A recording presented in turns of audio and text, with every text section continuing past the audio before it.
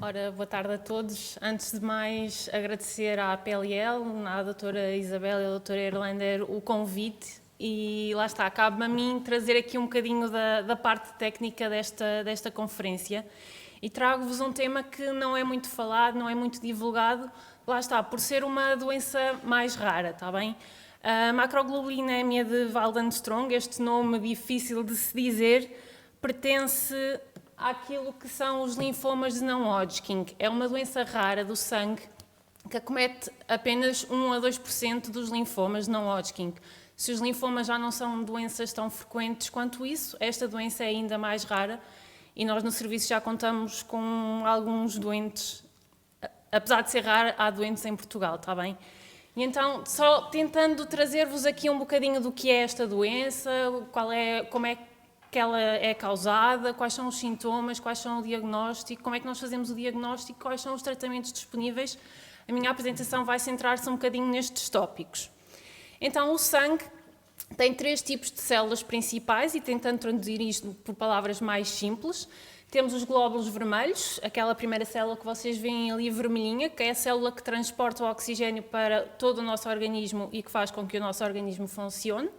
As células brancas, que são a segunda célula, que são as células que nos ajudam a combater as infecções, a impedir que nós fiquemos com uma gripe, com uma pneumonia, com outro tipo de infecções. E as últimas células, que são aquilo que são as plaquetas, são pequenas células que ajudam a que, quando, por exemplo, nós nos cortamos, consigamos estancar a hemorragia. E esta doença basicamente afeta um subtipo de uma população destas células brancas que nos protegem contra as infecções. Atinge os linfócitos B, que são umas células que produzem uma proteína, que nós chamamos de imunoglobulina, que vocês podem ver. Acho que o ponteiro é aqui. É isso. Estas proteínas que nós chamamos de imunoglobulinas, neste caso a imunoglobulina M, são, lá está, proteínas que nos ajudam a combater as bactérias, está bem? Assim, de forma muito simples.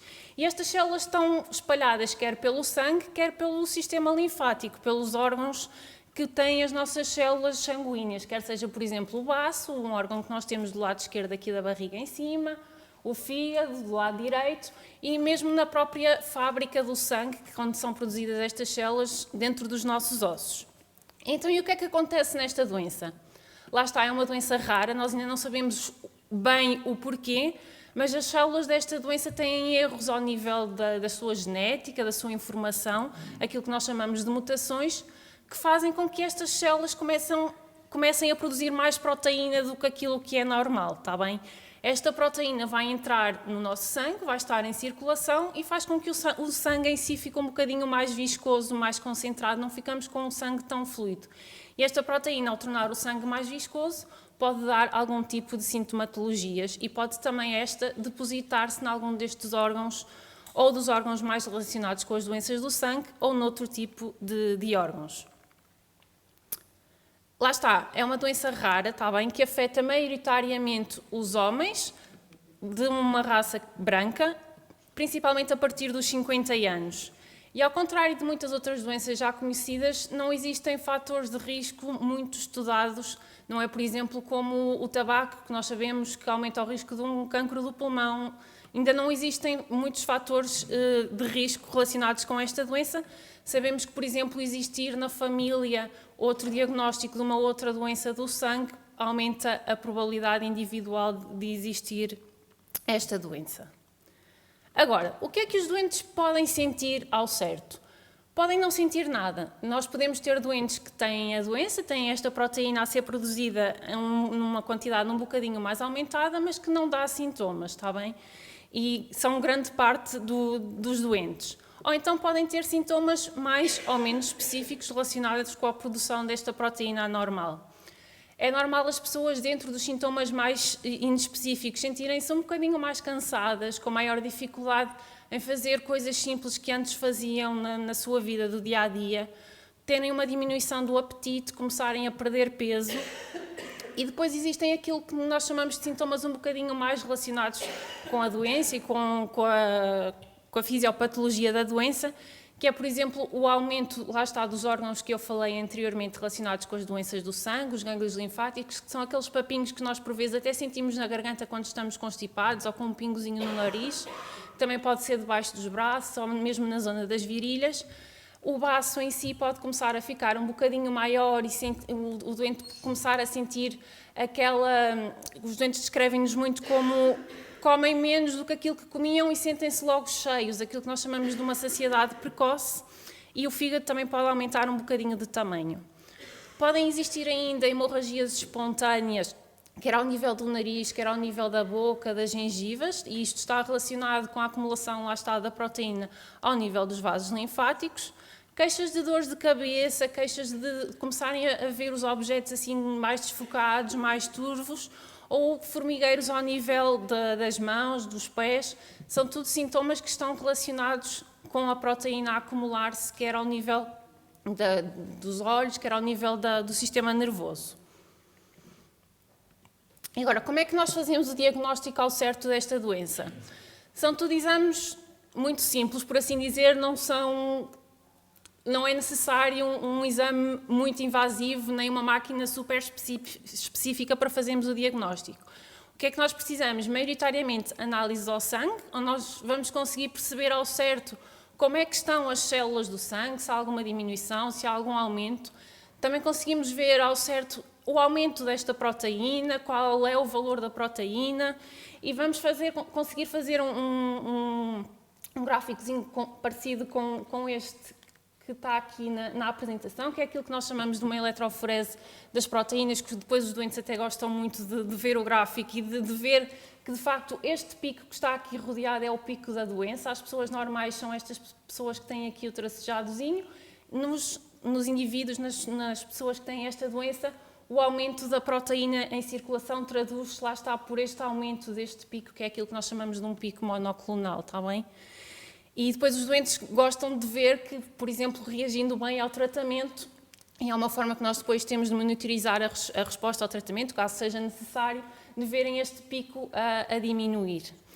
Depois também fazemos uma análise à urina que nos ajuda também a quantificar a proteína e pode ser necessário fazermos um exame de imagem, um ataque de corpo, para tentarmos perceber se de facto existem aquelas bolinhas, os gânglios aumentados, onde é que se localizam e se o fígado ou o baço também estão aumentados.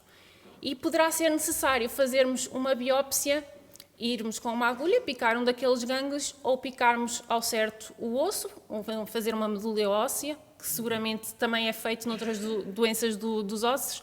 É um exame que é feito com anestesia local, não é nada de extraordinário, para nós tentarmos perceber ao certo como é que são estas células, como é que elas se caracterizam.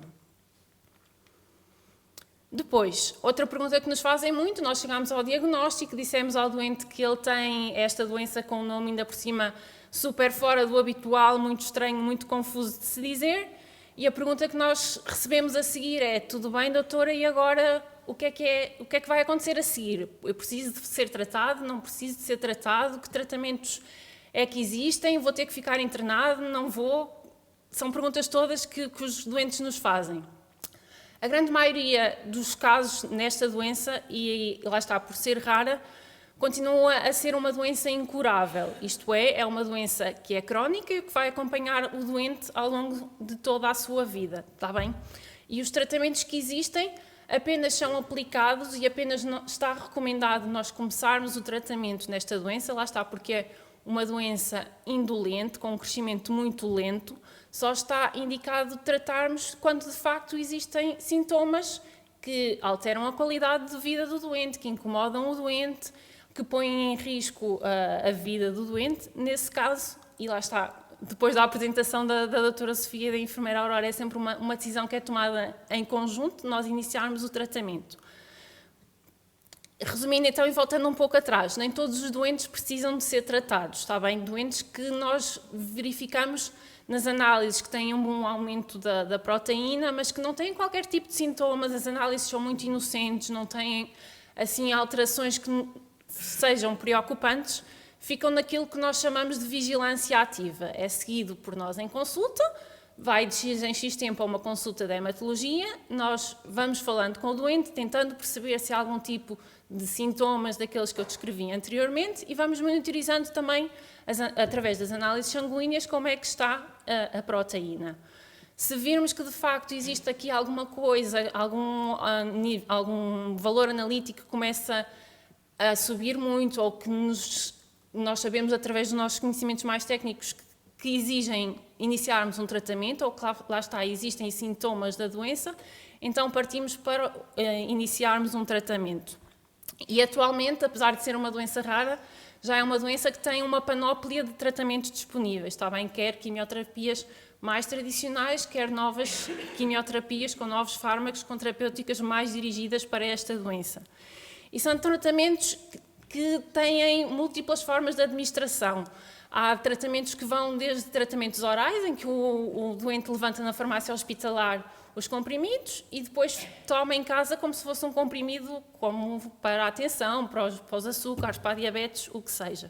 E nós continuamos em consulta a acompanhar quer os efeitos ao nível da doença, quer os efeitos, a toxicidade, os efeitos adversos que todos estes fármacos têm, como têm todos os outros fármacos que estão disponíveis no mercado para as doenças mais conhecidas. E existem outros tratamentos que também são realizados em hospital de dia. O doente vai ao nosso hospital de dia, faz o tratamento, quer seja um tratamento mais endovenoso, através da veia, a quimioterapia mais conhecida e mais assim falada ao nível de quando se fala de quimioterapias, ou por exemplo tratamentos com uma injeção na barriga subcutânea. Faz esse tratamento em hospital de dia, é vigiado pelas enfermeiras, pelos médicos durante um período de umas horas e depois regressa à casa e o tratamento depois, lá está, depende muito do tratamento em si, do ciclo, dos esquemas terapêuticos. Poderá apenas ir 1 ou 2 vezes por semana ao hospital, o resto da semana fica em casa e isto depende depois muito do tratamento em si, que não vou entrar por esses, é demasiado técnico para trazer à reunião. E depois também podem ser necessários fazermos aqui tratamentos adjuvantes, como por exemplo algumas transfusões de células que estão em baixa no sangue para tentarmos diminuir os sintomas dos doentes, ou outros tratamentos que, no caso de doentes que têm sintomatologias muito graves, que colocam em risco a doença, a vida do doente, nós poderíamos necessitar aqui de uma ponte para iniciar as quimioterapias e é aquele nome também assim um bocadinho estranho que está ali no slide, que é a plasmaférese, que é assim de uma forma muito simples, o doente fica ligado a uma máquina, nós tiramos o sangue, filtramos a proteína e voltamos a colocar o sangue dentro do doente sem o excesso da proteína e dá-nos tempo até nós termos as condições físicas que o doente precisa para iniciar a quimioterapia. E aqui só uma última chamada de atenção, que é o bonequinho que está aqui no fim também, que é para os ensaios clínicos. Os ensaios clínicos na hemato-oncologia e na oncologia são bastante importantes porque permitem com que nós consigamos indicar os doentes para tratamentos que ainda não estão disponíveis no mercado, novos fármacos que ainda não estão disponíveis no mercado, mas que também podemos oferecer aos nossos doentes se eles cumprirem os critérios para iniciarem os ensaios clínicos e permite-nos quer que a ciência avance, quer que nós possamos dar ao doente uma possibilidade de tratamento que se calhar de outra forma não teríamos. E por último, qual é que é o prognóstico de um doente que tem a macroglobulinemia de Waldenström? Lá está, é uma doença crónica, incurável, e que vai viver com o doente para sempre. No entanto, aquilo que nós sabemos da informação que temos disponível, dos conhecimentos que temos disponível, é que como é uma doença que afeta maioritariamente pessoas de uma idade mais avançada, e muitas vezes, lá está, o doente é assintomático, nós não precisamos logo de iniciar tratamento, as pessoas acabam por falecer, não por esta doença, mas sim por outras doenças que tenham, por outras complicações de outras doenças que já tenham, está bem? E o prognóstico em si depende sempre muito, quer da idade do doente, quer das outras doenças que o doente tenha e se estas estão ou não controladas, quer da carga em si da doença. Nós depois, consoante todas estas informações, lá está, era aquilo que a doutora Sofia estava a dizer, nós calculamos o risco, o prognóstico, as escalas de score de prognóstico em que o doente se encontra e sabemos que poderá ter uma maior ou uma menor sobrevida, mas de facto dizer-vos que, e a informação importante que eu queria aqui deixar é que de facto a maioria dos nossos doentes não morre da doença em si, morre de complicações que têm noutras doenças que já tinham antes de nós diagnosticarmos esta doença hematológica. E basicamente era assim a informação que eu tinha para partilhar com vocês. Alguma dúvida, alguma questão, estejam à vontade. Doutora, era só para dizer que eu tinha que ser errado. E está aqui connosco, portanto, o que eu acabei de dizer, de facto, bate certo.